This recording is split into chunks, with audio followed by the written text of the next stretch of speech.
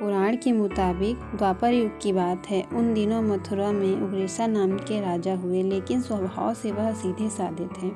यही वजह थी कि उनके पुत्र कंस ने ही उनका राज्य हड़प लिया और स्वयं मथुरा का राजा बन बैठा। कंस की एक बहन थी जिनका नाम था देवकी। कंस उनसे बहुत ही स्नेह करता था।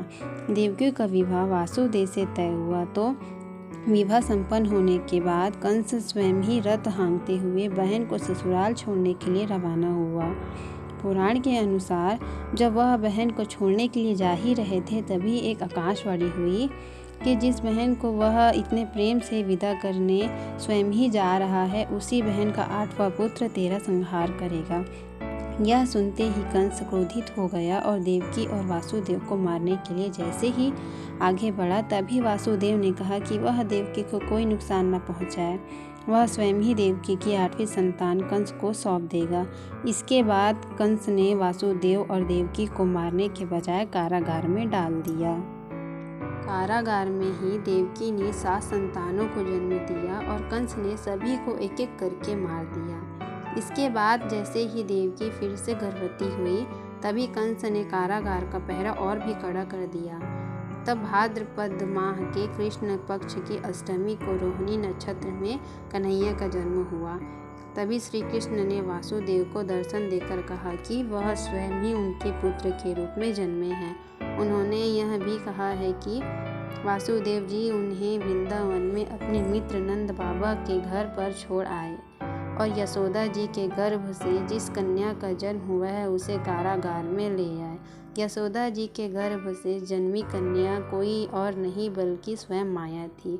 यह सब कुछ सुनने के बाद वासुदेव जी ने वैसे ही किया।